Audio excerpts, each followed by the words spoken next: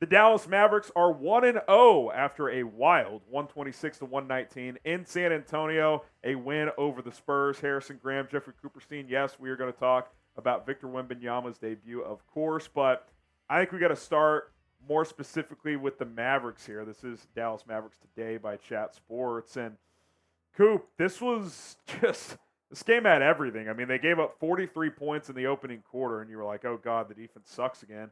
But then the rest of the way, they gave up just, quick math, 76 points. Yeah, 25 points a quarter. They were awesome defensively in the last three quarters.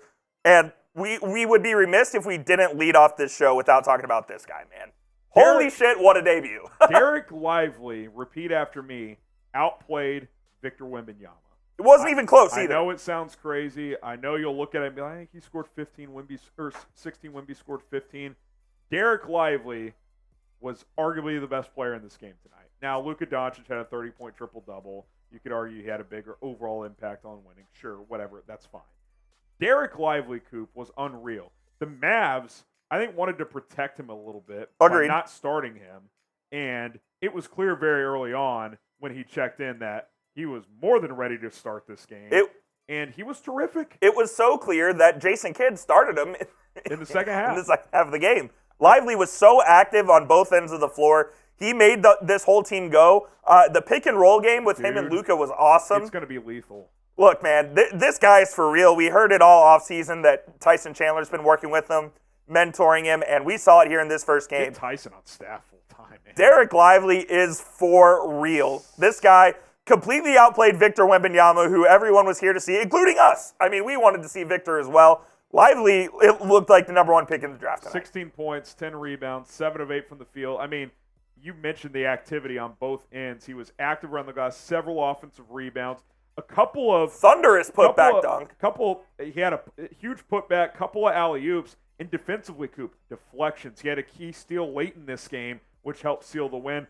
I thought he had a block earlier in the game, which he was not credited for in the stat sheet, but he altered several shots. I'll tell you this. He was awesome. He was absolutely fantastic. Not only did he just play well, he played hard. He brings a ton of energy and juice on both sides of the floor. I did not expect him to have this much of an impact offensively already. I thought he could be a good defensive player from day one. You could argue he was better offensively. The Mavericks won this ballgame. Jason Kidd tried to throw this ballgame in the fourth quarter. Maxi Kleber played from about, I want to say, the 5-minute mark to about the 2.5-minute mark. Without Lively. They took him out. And the Mavericks just went downhill, frankly. It looked like they were going to lose the game. It reminded me of when they took Christian Wood out opening night last year when he was cooking. Jason Kidd, he came to his senses, brings Lively back in the game, and instantly the Mavericks flipped the switch like that. Lively comes in. It was 115 all when Lively came back in, and they finished on an 11-4 run, and Lively was involved in 3 or 4 critical plays. There you go. Not a coincidence. Jason Kidd, please, have a feel for the game at hand. If the young kid's struggling, different story. He was your second best player at worst, maybe your best player. He ends with 28 minutes, I believe, as well. I would be shocked if Dereck Lively didn't start this game on Friday against the Brooklyn Nets. He's their starting center. He's their starting center, hopefully for the next 10 years. And should be another good challenge against Nick Claxton. Absolutely. So that'll be fun. And who impressed you the most tonight? Look, we could say Luka. It was Dereck Lively. It was, no one saw this coming, at least not to this level of play when it comes to Lively. It absolutely was Lively, and we'll talk about Luka here in a second. But, man, I mean, for this to be this guy's first NBA game and do what he did, you can't give him enough credit, man. I mean, and credit to also Nico Harrison and the Mavericks scouting department. I think they got this one right, man. I know it's one game. I think they got this one right. It was a rare pre-draft process where the whole time, Dereck Lively. Yep. Lively. Either trade the pick or draft Lively. That was all. Trade it and get Capella, no doubt. Or draft Dereck Lively. They stuck to drafting Dereck Lively, and they traded down to do it. Unreal. I mean, it was terrific. Crazy. It's one game, but this guy looks like a player. There's no doubt about it. And shout out to Prize Picks. I cashed in tonight. Thank you, Wemby. You were just good enough to cash in, but not good enough to beat my Dallas Mavericks. PrizePicks.com/CLNS, code CLNS. The best daily fantasy sports game out there because it's simple, it's easy. You pick anywhere from 2 to 6 players, and if they will go for more or less than their projections. Victor Wembenyama combined points, rebounds, assists, 20. Cha-ching! Luka Doncic, more than 28.5 points. Cash it, 20 to win 60. I'm back. on PrizePicks. PrizePicks.com/CLNS. Use code CLNS to get a deposit match up to $100. Get started today. You're not playing pros. You're not playing sharks. You're not playing any other players. It's just you versus the PrizePicks projections. Let's get it popping at PrizePicks.com/CLNS. Before we get to Wemby, Coop, let's talk about Luka Doncic, who he was better than average, but I thought a lot of this night it was just kind of a standard game for him. 33, 14, and 10. Third player in NBA history in an opening game of a season to have a 30-point triple-double, joining Oscar Robertson and Giannis. The guy's just special, man. And I know he went 3 of 11 for 3, and sometimes he settles from out there. But guess what? Up 4 with about 40 seconds left. Double-team contested 3. Buries it to go up 126-119, which was the final score. We are so spoiled with this guy. It's not even funny. Oh, my it's God. If you graded Luka's game today, A, B, C, D, or F, I would say B-. Dude, he's got a thigh injury. He's not 100%. We didn't even know if he was going to play. Played 34 minutes and just controlled the game. He was he is so special. It is unbelievable. And it's nights like tonight where you look up, you're like, yeah, he was okay. 33, 14, and 10, including the dagger that won them the basketball game. I mean, the guy is just unbelievable. I'm not sure how many more adjectives you can use to describe him. If you don't think he's a top 5 player in the league, you're nuts. The 2-man game with him and Lively, I know we talked about it when we were talking about Lively.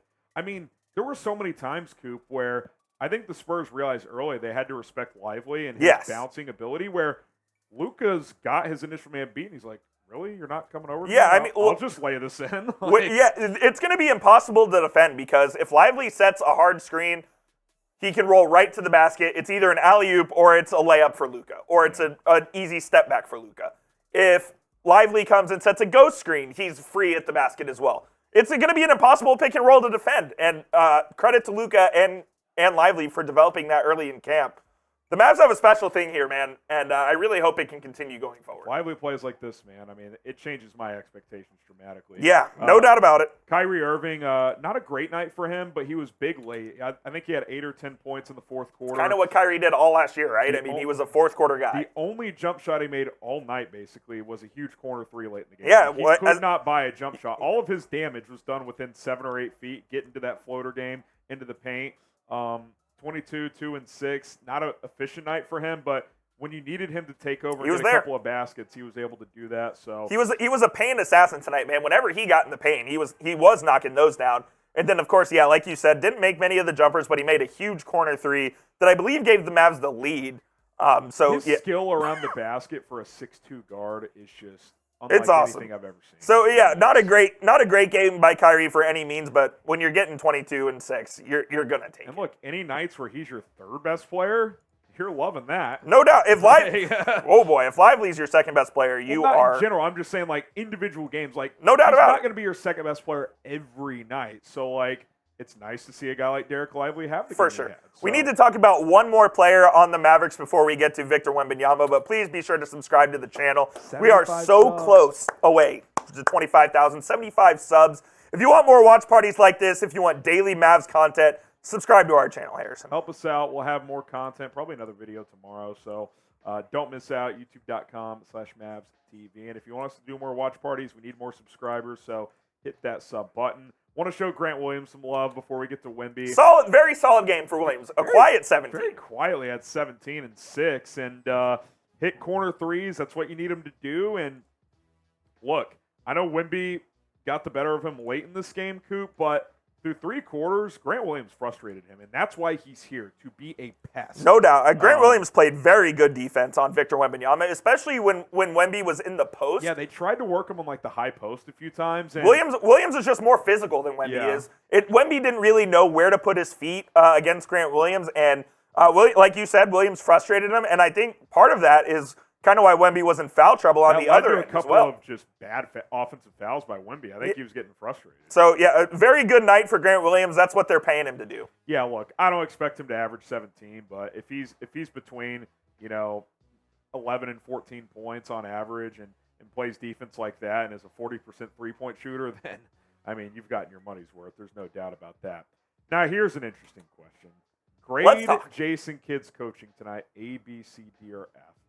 I will say this. I do think he probably got on their ass after that first quarter, and the defense got a lot better. And he deserves credit for that. He deserves credit for that. You won the game, so it's not a failing grade. But had they rode Kleba till the end and lost this game, you would be thinking, like, he hasn't learned a goddamn thing. I mean, you saw how hot I was. You can go back and look at our live stream. I may have broke some equipment here at Chat Sports. I was so pissed off. Oh, I mean, the guy just... Maxi Kleba playing late in the fourth quarter when Lively was playing that well is unacceptable. What drives me crazy, Coop, is when coaches have the idea of how things are going to play out going and into they a game. don't deviate. And yes, like, you need to have a game plan. Like, it's not a crazy thought going into the first game of Dereck Lively's career that Maxi Kleba is going to close that game. Yeah. I get that. But have some feel for the game at hand. The moment was not too big for Lively. Agreed. He was playing well. He was your best or at worst second best player tonight, easily your best big.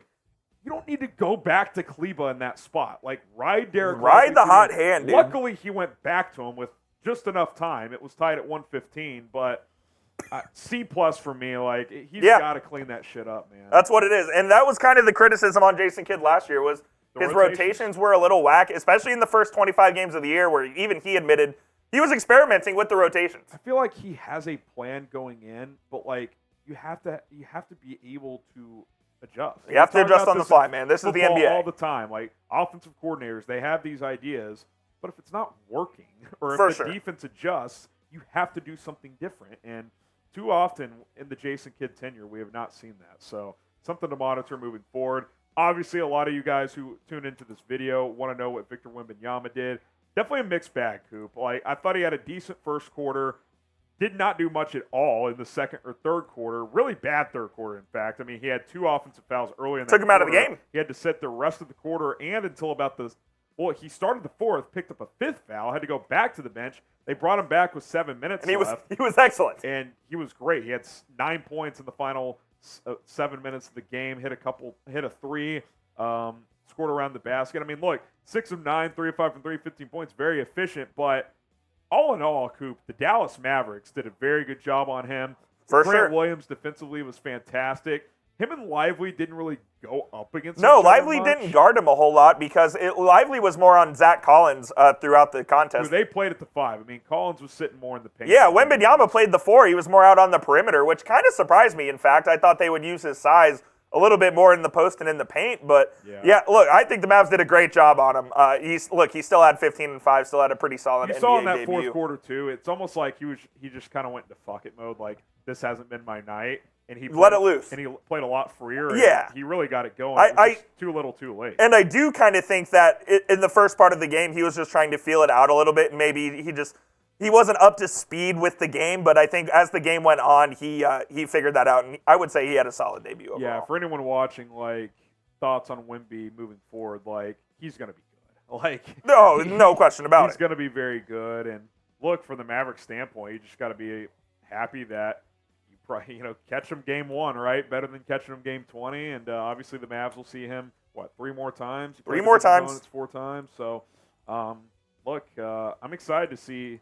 Look, who knows? Maybe him and Dereck Lively becomes this big, center rivalry in this division. I love the Mavs-Spurs rivalry, so that'd be awesome. Get that rivalry going again. Give it some juice. Very good win for the Mavericks. Victor Wembenyama, obviously. He'll be fine. He'll be fine. Story of the NBA. Story for the Mavericks, though, is Dereck Lively, man. Dereck Lively outplaying him, even though they didn't go mano-a-mano a lot. I mean, that's an unbelievable story. It was great. Mavericks. There's no doubt. All right, guys, Mavs win. Get the MFFLs going in the comments. Great night. Hope you guys enjoyed Coop and I. We've had a blast here on Mavericks Today. 12,000 people joining us for our live watch party. We greatly appreciate you guys, man. Appreciate that. Hit that sub button. Get the MFFLs going.